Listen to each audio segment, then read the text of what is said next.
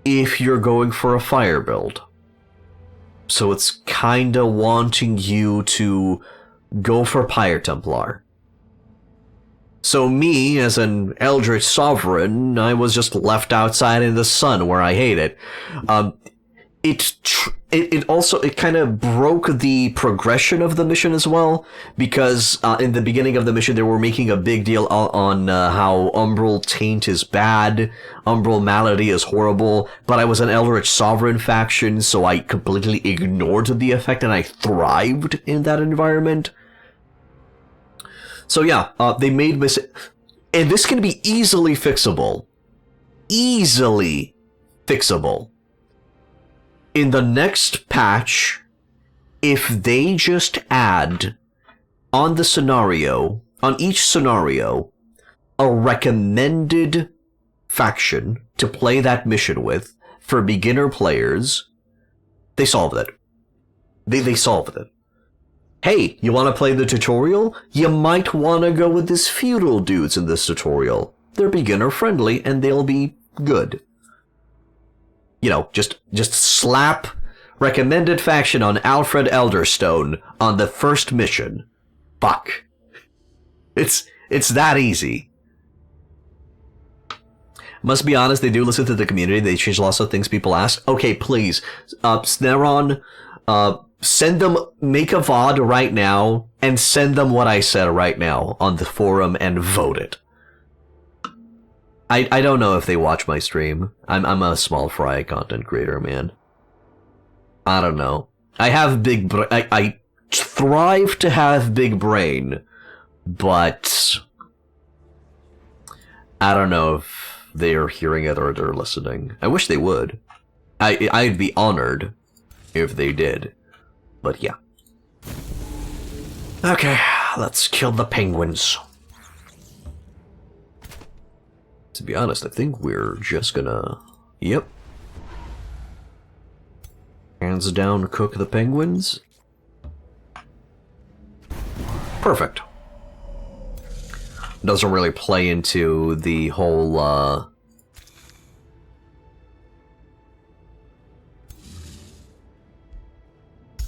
actually, I could just go for Comet of Calamity on their ass.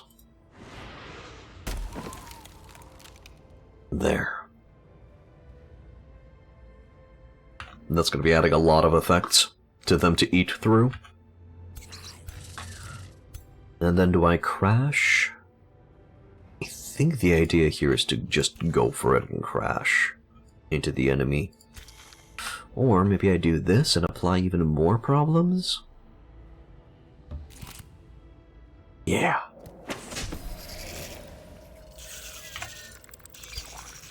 Then I send in the knight.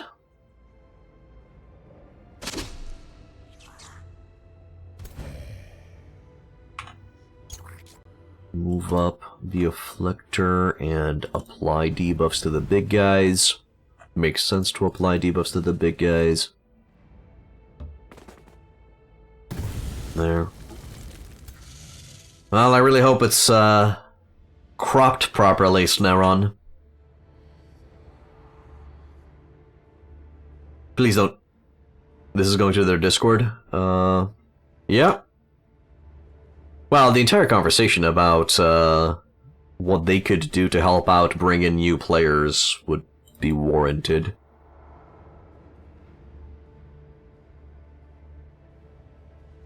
Does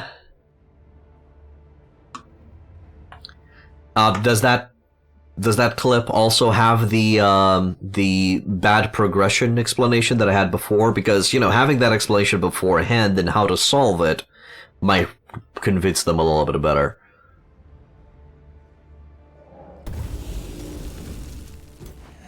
I might check it. I don't want to check it on stream. I'll check it after. Because if it's just say, fuck, that's not gonna help out. Okay. I'll tie with the decaying zombies over on the left side.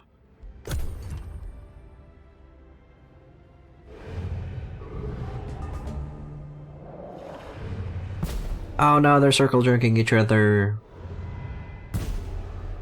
Okay. That guy's gonna try to get away. That's what I would do as well, and then kills my decaying zombie. It can only have 1 minute? Okay. It's fine, I'll do it myself.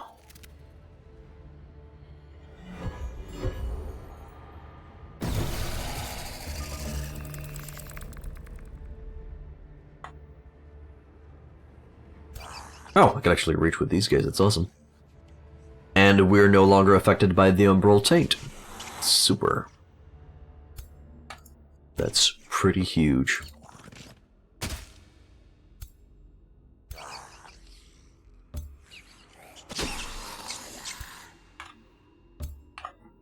Just sending the calves to crash in there. Beautiful.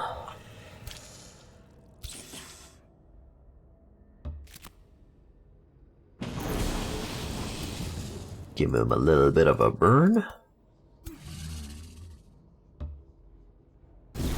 There.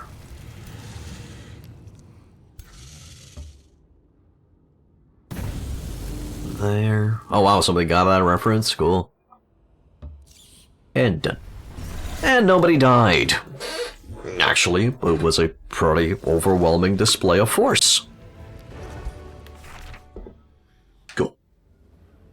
Warding helm. There.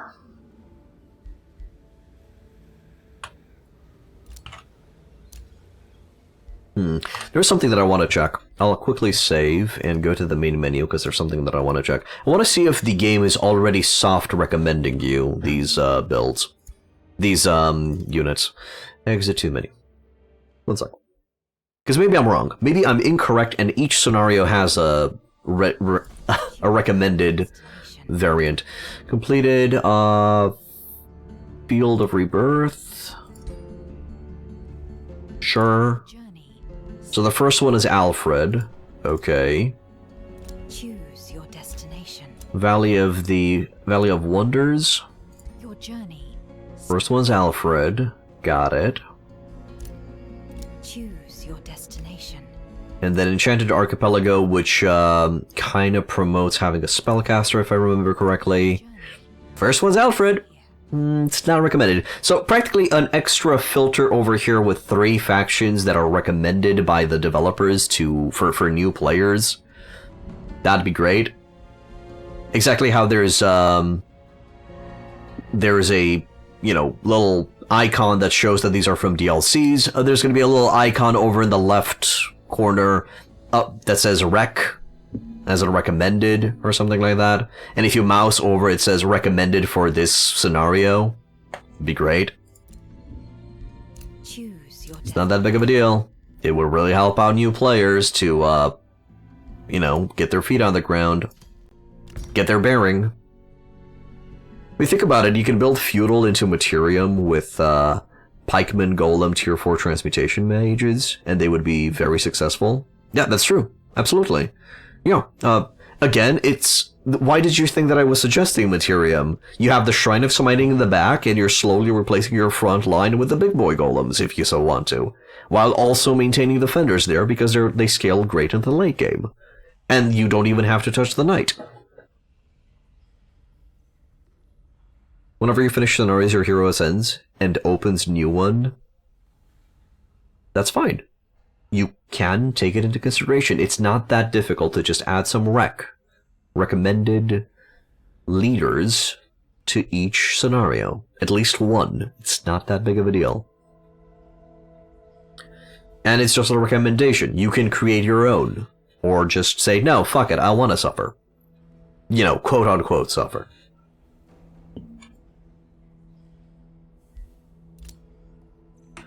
Alright, so the Silver Tongue is now ours.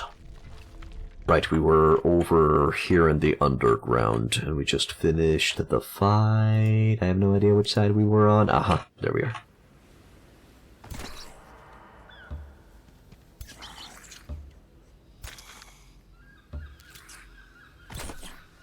And then we take these guys out. Sadly, we won't be able to reach the Rainbow Clover Haste Berries with this build. I could have if I went down here into the Monolith, but I decided not to.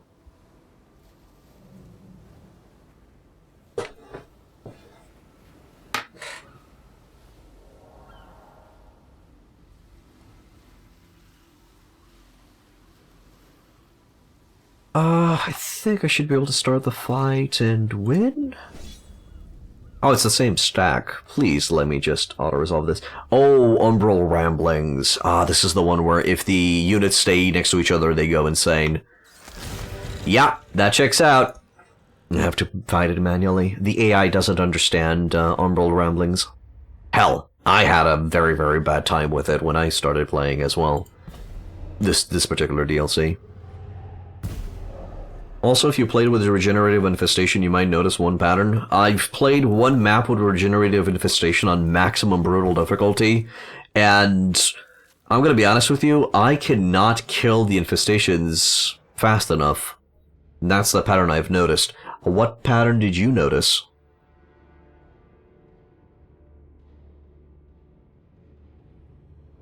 What did your elven eyes see?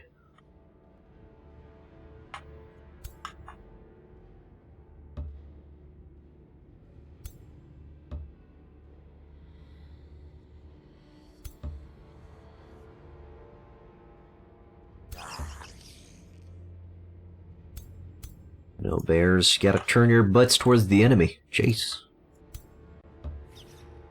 There, and then you on the flank. And then over on this side, Night Guard forward. Sparrow in the woods. There we go. Artifacts that drop are predetermined. What I mean is, you clear infestations, get tier 3 pike.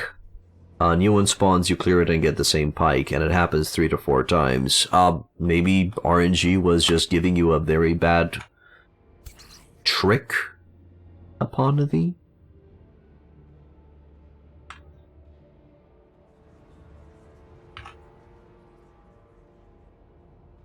Taking you for a ride? Don't like that position.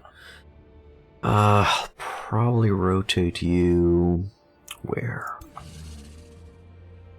Place you here. No. Rotate you this way. The abductor is going to be a nuisance. But we'll see. It might shift one item here and there, but mostly they repeat. Late game you had 4 to 5 rings completely the same camouflage. It doesn't really matter. You have to admit, in the end they're just essence fodder for your real powerful items that we had a discussion about before. Were you there at the discussion, Snowron? Where I explained all of the best items you can build in the game? You know, the most brokenly powerful good stuff?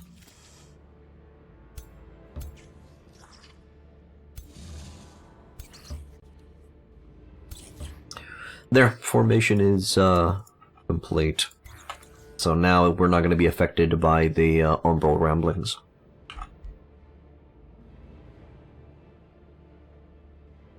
You might say so, but I play with Infestation's many maps and it seems like a pre-coded thing. Okay. Well, maybe it's about the, maybe it's just the item pool that's in the reward. Yeah, item pool present in the reward section, so you're only going to be getting specific items depending on the infestation that is of bronze quality.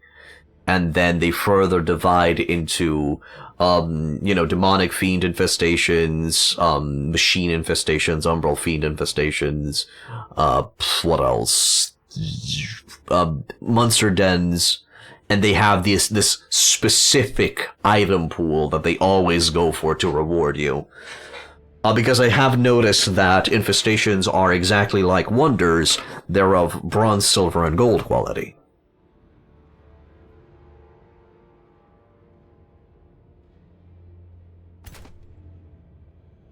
Kinda wished that this Night Guard was one step further, but it's fine. Did they have an Umbral Juggernaut? Because that might put a damper into my strategy. They do not have a Juggernaut, that's great.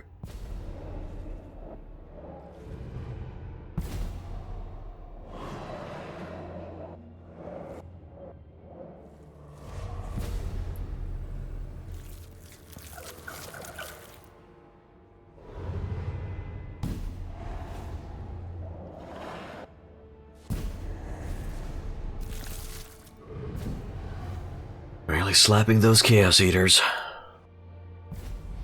Ah, good, we resisted the abduct, that's great.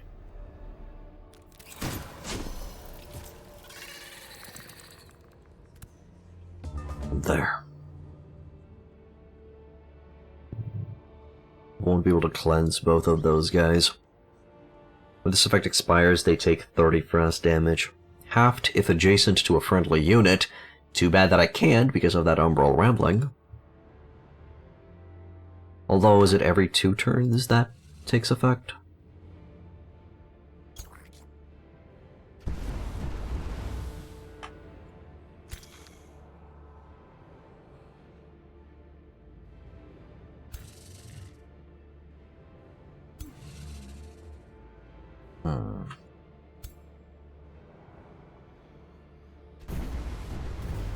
Oh, actually it worked out. Cool. Finish them off. Then I use you to kill that.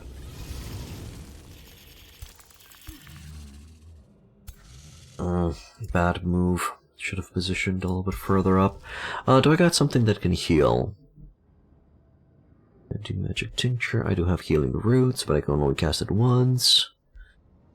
All friendly units gain morale, and all units can become distracted. And they will get 10 HP back. Ah, sure. Launch it. Don't usually use it, so why not? Should have used it at the beginning of the fight, but I wasn't decided on what spell to use, so... Poop poop. We can go crash. If I use... this... Oh, it is gonna hit everybody. Cool. Do it.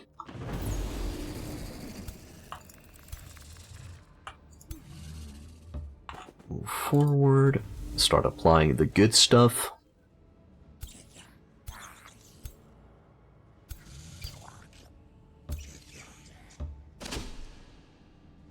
There.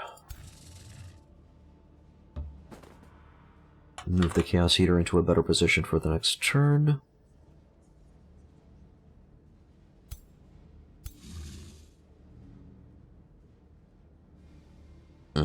So I still can't keep people around even on an off turn. Got it.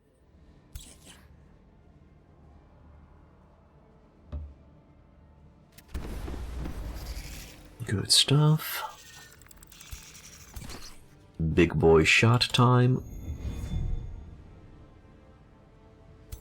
Think I can... Oh, I missed all of them. That sucked. That really sucked. Okay, that's better. Now I can shoot its mouth off.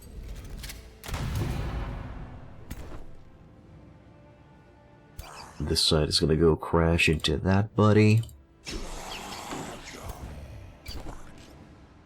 You go this way.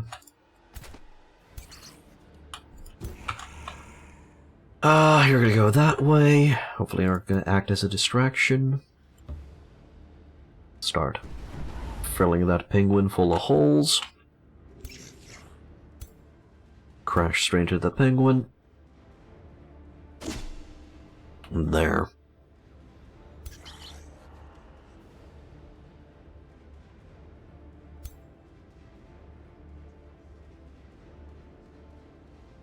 Okay, so if I only have 1 minute for an explanation in a clip, should I just take another take, Snaron, explain it real quick, and that's gonna allow the devs to do whatever they want with that information?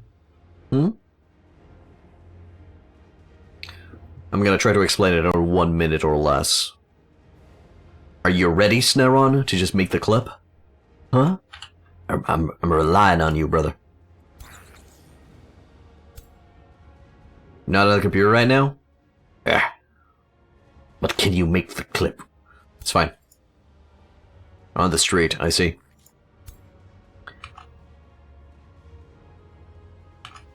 Okay. Position the Dark Knights over here. It's fine, I can just make the clip myself. I'll just do it myself. Again. So the quick explanation is this.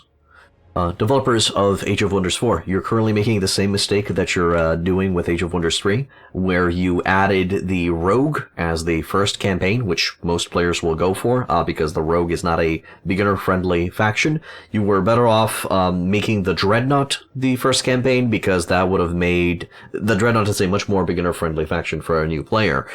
So, currently in Age of Wonders 4, a lot of the progression in most of your scenarios are a little bit whack, because you don't really have a recommended faction to play this scenario with. Option. For example, in the Eldritch Realms, where you're giving us this new toy, the Eldritch Sovereign, to play around with, the first mission of the Eldritch Realms is kinda pushing you towards combating the Eldritch Sovereigns, combating the Eldritch demonic forces. So it's kind of making you want to go for a fire build into a Pyre Templar type. So it kind of ruined it when I tried to play Eldritch Sovereign, the new toy, and I saw that, oh, now I can completely ignore Umbral Malady, and the entire progression of the mission is bucked. Not really a great first-time experience for a player or a new player. So all I'm saying, for each scenario, that's, part of the campaign or part of a DLC, just add a recommended faction to play with option when you're selecting your faction. Exactly how you added the icons for the DLCs, you just add another icon in the other side of the portrait that says recommended, something. Just to give new players an idea of what they should focus on in a scenario. This might be a little bit of a spoiler, but it's really going to be helping new players ease into the complexity of Age of Wonders 4. Do with that information whatever you may. There, and I'll just clip that later on. Hopefully it was a proper explanation. Prepare.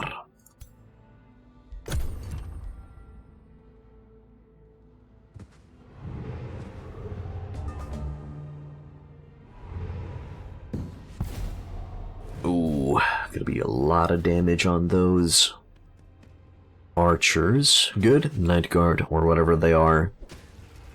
We're gonna be focusing on the zombies.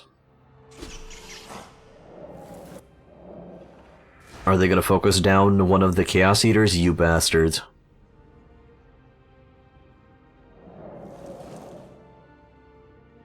Or not? What is he doing? He just went into defense mode? That's great. That's awesome.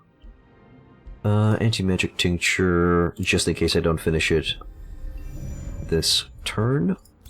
But I think I finished the fight now.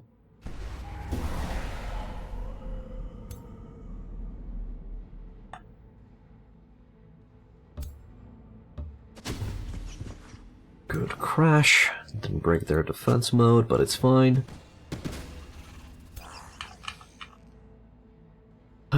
Let's see. Can I get in range to fire? I can. That's huge. Thank you for your patience, viewers. That was a message to, specifically to the devs.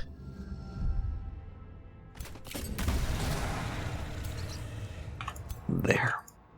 And then crash into the behind of that guy and finish him off with the knights here. There.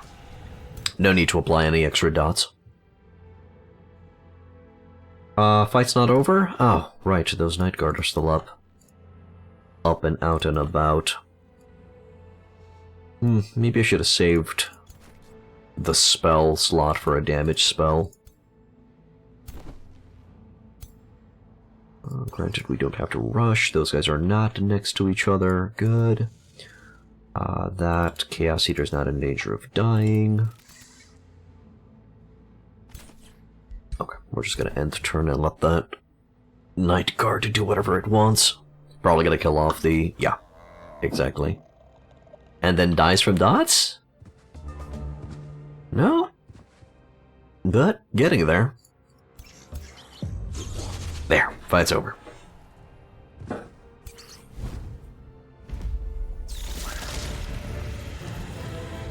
And nobody had to die. We received the Warding Plate. 3 defense, 1 status resistance, 5 HP. Meh. Probably gonna melt it into something. I don't have to clear that. Because I'm not gonna be getting that territory ever, so let's just start moving back and see where this is gonna take us. Right here? To the northeast?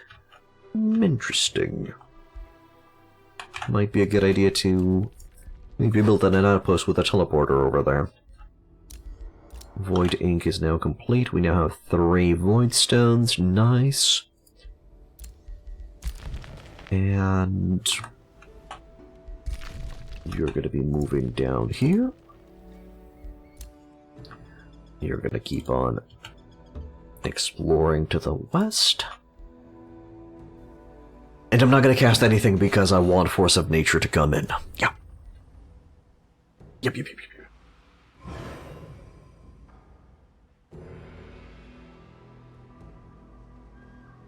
going to move the screen off and...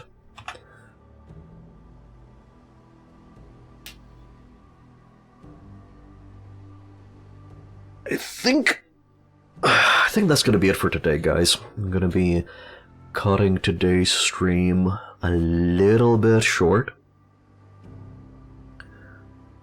Cause, well, I'm hungry, and I got some prepping to do for work, and yeah.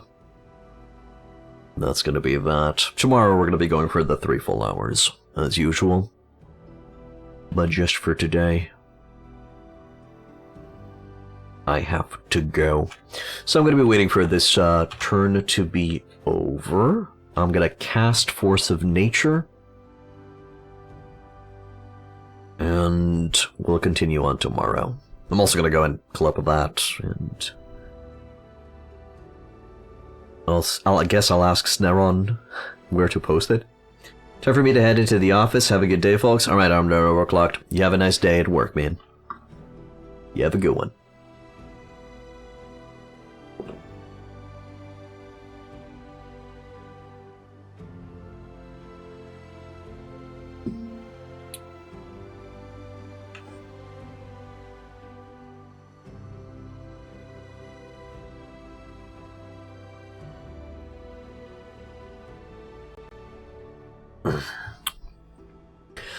Gloom Hooktail. Well, the factions are fighting against each other, which is great. It's nice that we have our little natural nook occurring over here in the southeast, slowly transforming into a jungle/forest utopia.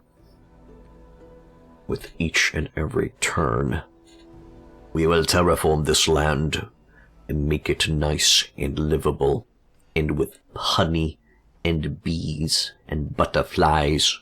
It will be glorious. Of glory.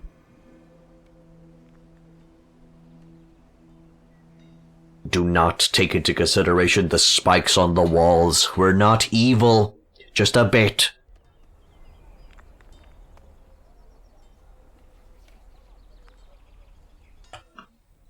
I do like how the Garden of Bliss looks.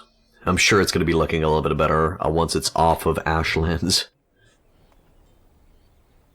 I wonder if this territory can even be converted with, you know, having that lava river on Crack Lake. I mean, I guess it is indeed a lake, only it has a very elongated shape. Elongated? Elongated? I think it's elongated. It doesn't go anywhere, so... Not exactly sure. Oh, maybe it's flowing underground. Maybe that's it. Hey, there it is. Stirring the pot. Safe word will succumb. Vela disrupt. I don't know. I'll just go with that, and hopefully it's a success. It's a failure. You done goofed, kid. You done goofed. It's fine. Infestation force is being sent. Of course it is. Knoxville can annex another location. And that location will be... I don't know what that other location will be. No, I guess give me another forester. I can now have Druidic Empire. And, of course, Force of Nature. Let me just get that rolling. And then I need to get into the habit of mass rejuvenating everybody at the end of the turn. If somebody dies, to be specific. Go for a Force of Nature cast, and that's going to be it for today. Hope you enjoyed. If you guys like what I do, please hit that follow button. It's going to notify you when I stream. If you want to further support me, also subscribe. And if you're on YouTube, I have multiple guides and playthroughs that you guys can check out. Please like, subscribe, and leave a comment, for it does help with the YouTube algorithm. That's it, and I wish you boys and girls a wonderful, wonderful day.